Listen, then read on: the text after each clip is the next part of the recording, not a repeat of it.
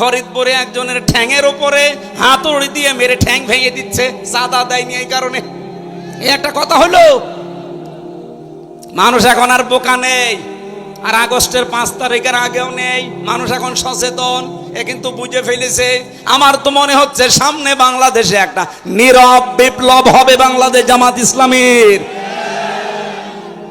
এখনো যদি আপনি সেই ভারত প্রেম নিয়ে থাকেন হাসিনার মতো, আপনিও ডুববেন। আশা করছি আপনারা ফিরে আসবেন।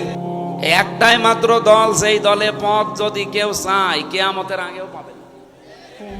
আমি বেশি বললাম, যারা আছে ওদের জিজ্ঞাসা করে দেখেন।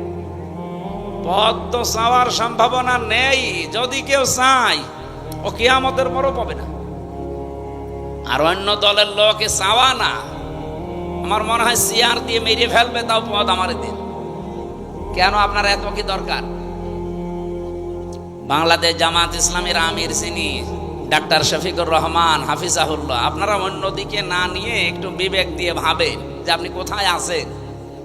আপনিও রাজনীতি করছেন, আমিও রাজনীতি করছি। আমার আদর্শ কোথায় আর আপনারটা কোথায়? আমিরে জামাত ঘোষণা দিয়েছে এই দেশে বাংলাদেশ জামাত ইসলামী থেকে যদি কেউ এমপি হয়, মন্ত্রী হয়, ওর 5 বছরে একটা টাকা বাড়বে না, যা আছে আরো কমে যাবে।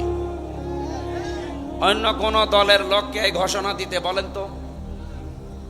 আমার মনে হয় বাংলাদেশে তো 73টা দল, যে কোনো দলের প্রধান যদি এই ঘোষণা দেয় যে আমার দল থেকেও কেউ এমপি হলে, মন্ত্রী হলে যদি 100 টাকা নিয়ে এমপি হয়, 5 বছর পরে ওর 90 টাকা হয়ে যাবে, আমার মনে হয় ওই দল থেকে কেউ এমপি দাঁড়াবে না।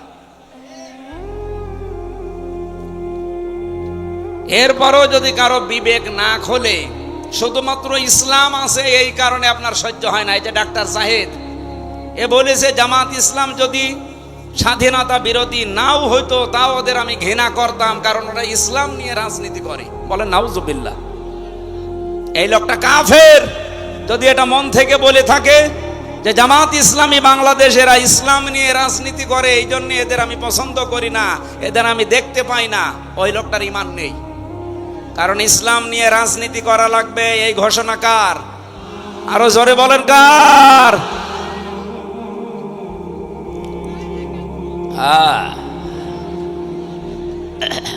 যৌবন আছে এখনো দাদা।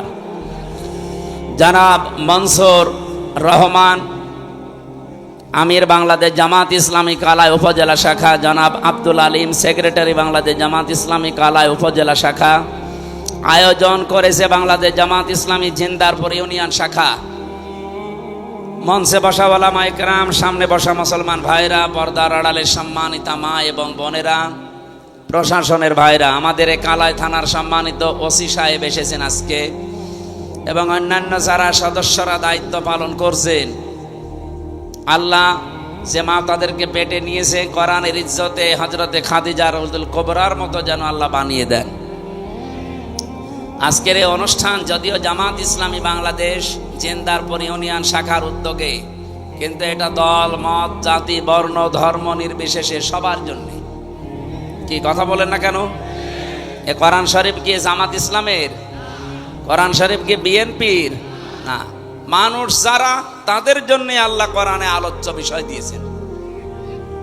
রব্বুল আলামিন বলেন হাদা বায়ানুল লিন্নাসি ওয়া হুদাও ওয়া মাউইযাতুল লিল মুত্তাকিন।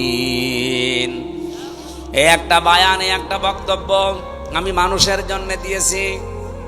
জয়পুরহাটবাসী বলেন তো, কোরআনের বক্তব্য আল্লাহ দিয়েছেন কাদের জন্যে?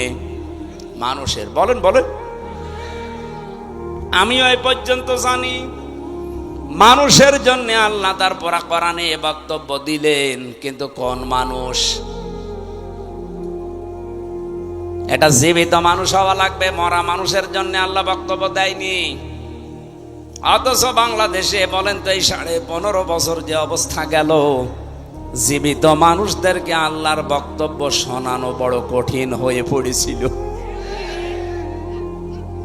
ওরা বলতো আমাদেরকে আপনি কোরআন পড়বেন, কোরআন অসুবিধা নেই, আমার বাবা মরে গেছে, পড়েন। আরে ভাই আপনার বাবা তো মরেই গেছে, এখন আমি পড়ে করব কি? পড়ার দরকার ছিল তখন যখন ও জীবিত ছিল।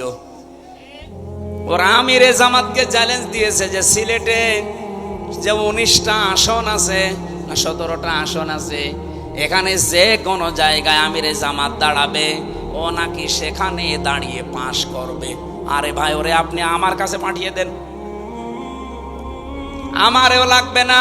আমি ফজো পাগলাকে চ্যালেঞ্জ করছি, আমার ছোট মেয়ের সাথেও যদিও দাঁড়াই ফেল করবে।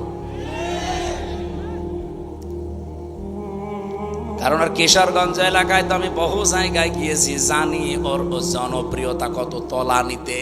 শুধু এই মুখ জোর করে টিকে আছে। এই বাংলাদেশে যেই কয়টাই টিকে আছে দেখবেন শুধু চাপার উপরে, ভেতরে কোনো মাল মশলা নেই। আলেমদের ভুল ধরে, বলে আলেমদেরকে কেউ যেন পেটে না নেয়, ওয়াজ করে মেয়েদের কাছে। এই যে ওর নামের ব্যাখ্যা যে লোকটা করেছে তাই এমনি করে নাই, কে যে বানিয়েছে আল্লাহ তার হায়াত দাও। একেবারে খাপের খাপ মমতাজের বাপ মিলে গেছে, কারণ ও যা করে তাই।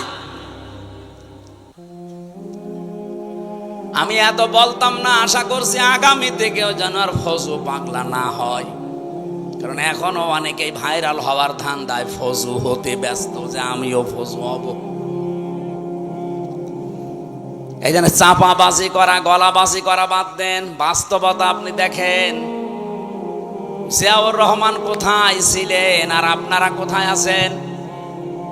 ডাকসুর মতো জায়গায়, জাকসুর মতো জায়গায়, যেখানে গলা উঁচু করে ইসলামের পক্ষে কথা বলা কঠিন ছিল, সেখানে ছাত্র দল মাত্র পেয়েছে 5,000 কয়েকটা ভোট, অথচ ছাত্র শিবির পেয়েছে 14,500, প্রায় 3 ডবল। আপনি টের পাচ্ছেন কোথায় পৌঁছিয়েছে তারা? আচ্ছা, জাকসু কোনো ব্যাপার না। জাতীয় নির্বাচন, কোন নির্বাচনে আপনারা এগিয়ে যেতে পারবেন না, কারণ আপনাকে ডোবাতে বহু মানুষ অলরেডি দেখেন, নয়নের মতো মানুষ। আর বাকি আমি নাম নিলাম না। দেশে এমনিতেই পরিবর্তন আসছে। গত পরশুদিনও আমি ছিলাম কুষ্টিয়াতে, 100 পরিবার হিন্দু, ওরা সব জোট বেঁধেছে, এবার আমরা দাঁড়ি পাল্লায় ভোট দেব। হিন্দুদের যদি অবস্থা হয়, বাকি মুসলমান আপনি মাথায় বাড়ি দিয়েও আটকাতে পারবেন না। জমান নামাজ পড়ে বের হচ্ছে কুষ্টিয়ার আবদালপুরে, এই যে কোরআন আমার সামনে, 18 জন এসে বলছে, হুজুর এতদিন ভ্রান্ত ধারণায় ছিলাম, শহীদ জিয়ার আদর্শ মানতাম, কিন্তু সেই আদর্শে এখন আর বিএনপি নেই। এখন দেখতে পাচ্ছি এরা ওই আদর্শ থেকে সরে বহু দূরে চলে গেছে। সুতরাং পৃথিবীতে যদিও আমরা ভ্রান্ত ধারণায় ছিলাম, যেই কয়দিন হায়াতে জিন্দেগিতে বেঁচে আছি, আল্লাহর দিন কায়েমের জন্য এখন আমরা চেষ্টা চালাবো। আপনি আপনার দলে আমাদেরকে নেন। আমি বললাম কালেমা পড়ানো লাগবে, বলছে না, কালেমা মুখস্থ আছে। এই দলে আসতে হলে তো অন্যান্য দলের মতো না, আপনাকে ফর্ম পূরণ করা লাগবে। 18 জনকে আমি নিজে নাম ঘোষণা দিয়ে দিয়ে ফর্ম পূরণ করিয়ে এসেছি। বাংলাদেশের 630টা থানা, কম বেশি আমি সব জায়গায় কিন্তু যাচ্ছি। একটা জোয়ার উঠে পড়েছে এই ডাকসু নির্বাচনের পরে। অনেকেই যাদের বিবেক একটু নাড়া দেয়, ওরা বলছে ওই চাপাবাজদের, চাঁদাবাজদের সাথে আর নেই। আজ বাংলাদেশের অনেকেই মনে করে ইসলাম মানেই এদেশে কায়েম করার মতো শক্তি রাখে জামাত ইসলামী। আমি আজকে আসার সময় একটা আয়াতের ব্যাখ্যা পড়ছিলাম, একটু মিলান তো দেখেন কোন দলে মেলে। সূরা মুজাদালার শেষের আয়াত, লা তাজিদু কওমান ইউমিনুনা বিল্লাহি ওয়াল ইয়াউমিল আখির ইয়াওয়াদুনা মান হাদ্দাল্লাহা ওয়া রাসূলাহু ওয়ালাউ কানু আবাআহুম আও আবনাআহুম আও ইখওয়ানাহুম আও আশীরাতাহুম উলাইকা কাতাবা ফি কুলুবিহিমুল ঈমান ওয়া আইয়াদাহুম বিরূহিম মিন ইলা আখিরি আয়া। এই ভালো করে শুনবেন, যেহেতু কথাটা কোরআনের কোনো ভেজাল আছে, আমি শুধু বাংলায় অ্যাডভার্টাইজ করছি, তাছাড়া আমারও বাবার কথা না। আল্লাহ পাক বলেন লা তাজিদু কওমান ইউমিনুনা বিল্লাহি ওয়াল ইয়াউমিল আখির, আপনি দেখতেই পাবেন না এমন ব্যক্তিকে, এমন দলকে, এমন জাতিকে যারা আল্লাহ এবং কিয়ামতে বিশ্বাস করে, যে মানুষগুলো পৃথিবীতে আল্লাহ রাসূলের শত্রু, আপনি জীবনেও দেখবেন না তারা তাদেরকে আপন মনে করে, বন্ধু মনে করে, ভালোবাসে মন থেকে।